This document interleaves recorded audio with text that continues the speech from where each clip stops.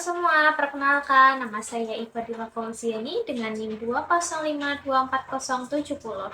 Pada kesempatan kali ini, saya akan mereview salah satu jurnal yang membahas tentang topik harmonisasi sains dan agama. Topik ini menjadi sangat penting karena perkembangan ilmu pengetahuan modern sering dipandang bertentangan dengan ajaran agama. Padahal, jika kita melihat lebih dalam, keduanya sebenarnya saling melengkapi. Nah, dalam review kali ini, saya akan menyampaikan tujuan penelitian, metode yang digunakan, isi pembahasan, serta kesimpulan yang dihasilkan penulis.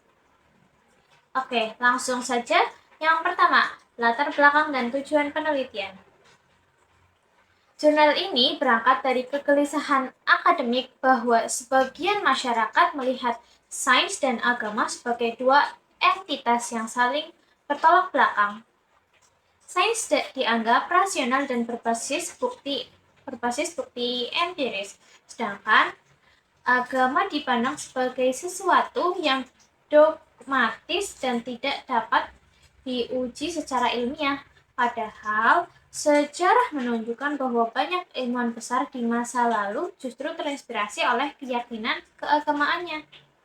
Nah, tujuan utama dari jurnal ini adalah untuk menjelaskan hubungan historis dan filosofis antara sains dan agama, menunjukkan bahwa konflik di antara keduanya saling dipicu oleh kesalahpahaman konsep, terus menawarkan model harmonisasi yang relevan dalam konteks masyarakat modern. Penulis ingin menegaskan bahwa sains dan agama tidak harus dipertentangkan, tetapi dapat berjalan berdampingan jika masing-masing ditempatkan sesuai ranahnya. Oke, yang selanjutnya yaitu metode penelitian. Dalam metode penelitian jurnal ini, penulis menggunakan metode kualitatif dengan pendekatan studi literatur.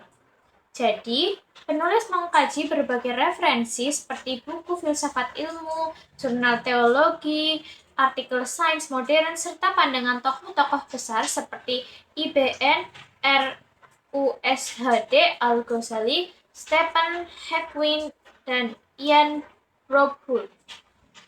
Pendekatan ini membantu penulis melihat bagaimana konsep sains dan agama berkembang dari masa ke masa, termasuk bagaimana para ilmuwan muslim klasik memadukan keduanya dalam satu kerangka berpikir yang utuh. Yang selanjutnya, isi pembahasan. Nah, yang pertama adalah sejarah hubungan sains dan agama. Dalam jurnal dijelaskan bahwa pada masa kejayaan Islam, sains sangat maju karena agama mendorong umatnya untuk berpikir, membaca, dan mencari ilmu.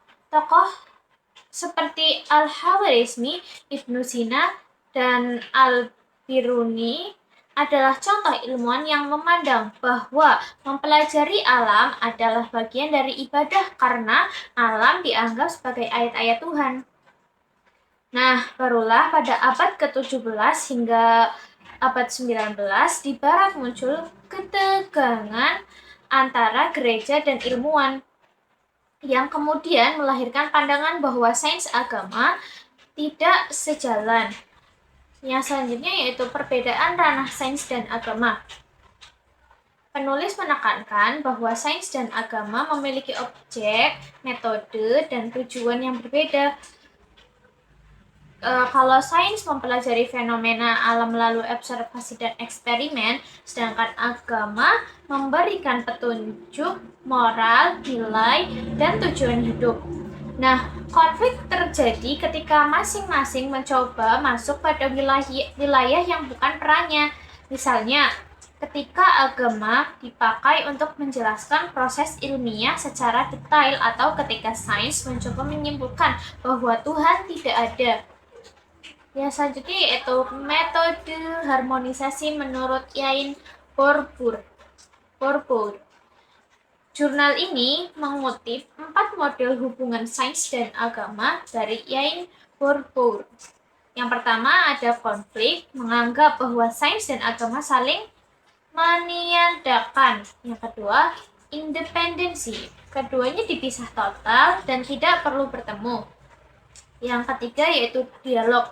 Ada ruang komunikasi ketika membahas hal-hal tertentu. Yang selanjutnya, integrasi. Sains dan agama bisa menyatu dalam satu kerangka pemahaman. Menurut penulis, model terbaik adalah dialog dan integrasi karena keduanya memberi ruang untuk memberi makna, untuk saling memberi makna.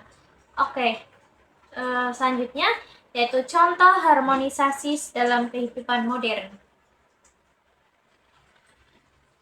Penulis memberikan beberapa contoh seperti dalam medis, dalam isu lingkungan, dalam pendidikan. Nah, melalui contoh-contoh tersebut, penulis menunjukkan bahwa harmonisasi bukan hal teoritis saja, tetapi sudah diterapkan dalam berbagai bidang.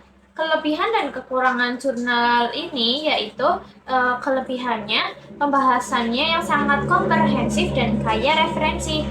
Terus penulis menyajikan pandangan tokoh dari berbagai zaman sehingga pembaca mendapatkan gambaran historis yang kuat. Terus bahasa yang digunakan mudah dipahami sehingga cocok untuk mahasiswa. Yang selanjutnya yaitu kekurangan. Nah, jurnal ini banyak menyertakan data empiris atau contoh kasus lapangan. Semuanya masih bersifat teoritis.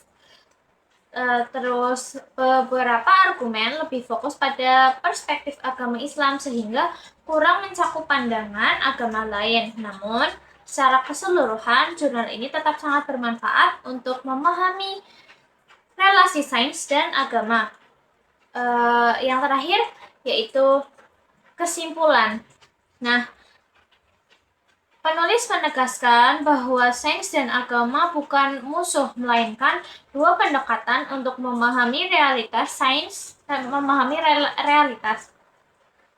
Sains menjelaskan bagaimana sesuatu terjadi, sedangkan agama menjelaskan mengapa itu penting dan apa nilai di baliknya.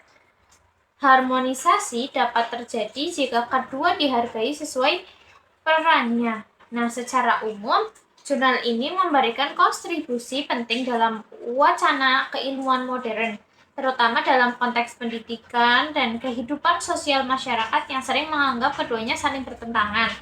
Bagi saya pribadi, jurnal ini membuka sudut pandang baru bahwa sains dan agama justru saling memperkuat. Mungkin cukup sekian dari saya. Assalamualaikum warahmatullahi wabarakatuh.